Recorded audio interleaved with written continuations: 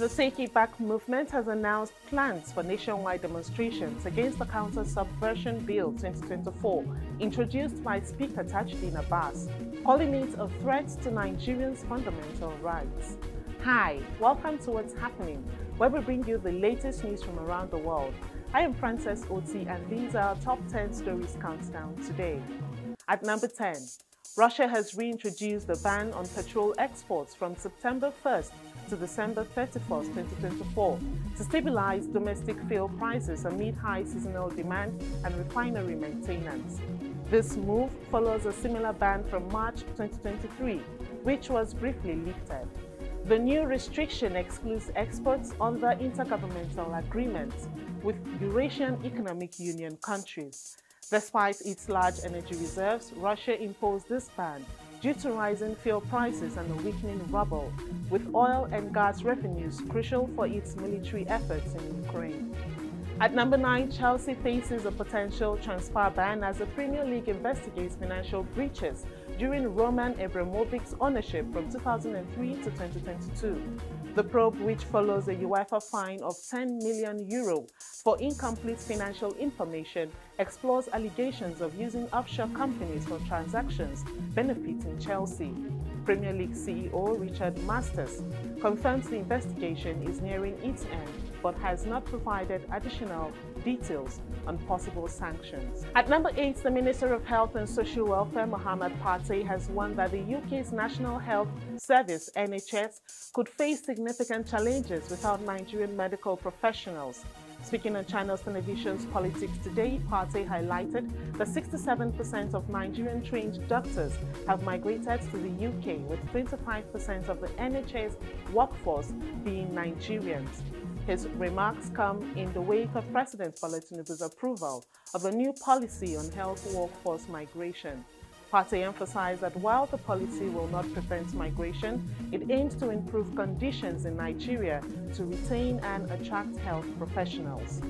At number 7, the House of Representatives Committee on University Education has summoned Professor Carol Arinze-Umobi, Acting Vice Chancellor of Nnamdi Azikiwe University, Awka, over concerns about poor project execution.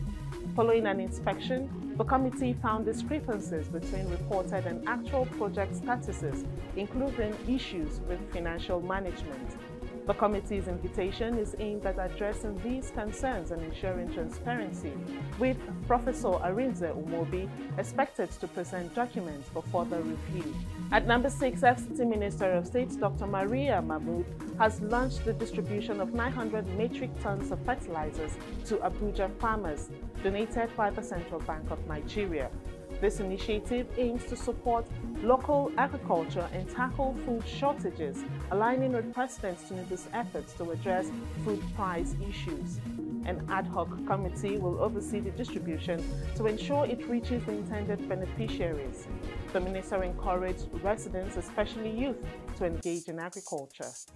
At number 5, Delta State Police says it has killed a suspected kidnapper and arrested 3 others during a raid in Ewo Community, Uheli South local government area. The operation, which took place on August 12, 2024, led to the recovery of several weapons, including a Beretta pistol, a pump-action shotgun, and a locally fabricated revolver.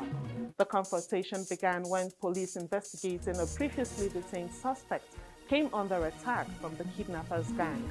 The injured suspect died at a local hospital.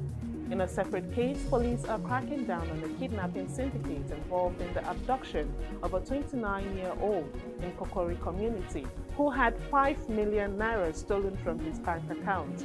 A raid in Safele led to the arrest of key gang members, including leader Tony Binitie, and the recovery of additional weapons.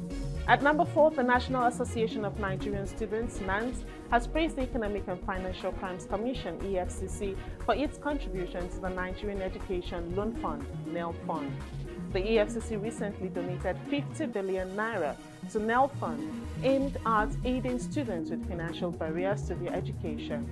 NANS Senate President Babatunde Akinteye called on organizations, individuals and groups to contribute similarly, highlighting its potential to help many students achieve their academic goals and alleviate the financial burdens faced by students and their families. At number 3, the Nigerian Association of Resident Doctors (NARD) has threatened to launch a nationwide strike if their abducted colleague, Dr. Ganiyat Popola, is not released by August 26. Dr. Popola, a registrar at the National Eye Center in Kaduna, was kidnapped in December 2023. While her husband has since been released, she and her nephew remain in captivity.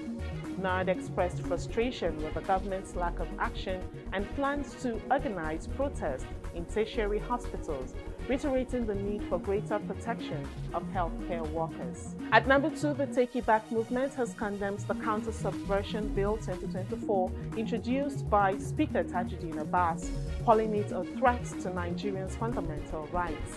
The bill seeks to impose fines or improvement for not reciting the national anthem or damaging national symbols.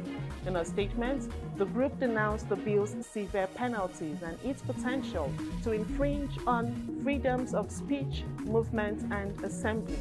They urged the House of Representatives to reject the bill and focus instead on addressing critical issues such as widespread hunger and poverty. Finally, at number 1, Senator Sumaila Kawu of Kano South has disclosed that his monthly earnings exceed 21 million naira, sparking renewed controversy over lawmakers' salaries. This figure stands in stark contrast to the 1.6 million naira reported by the Revenue Mobilization Allocation and Fiscal Commission. Kawu's disclosure contradicts the Commission's claim that senators earn approximately 13 million naira annually. He attributed the discrepancy to additional deductions and allowances not included in the official figures. That's all for today. You can get the full stories on our website and follow us on all our social media handles to join the conversation. See you next time on What's Happening.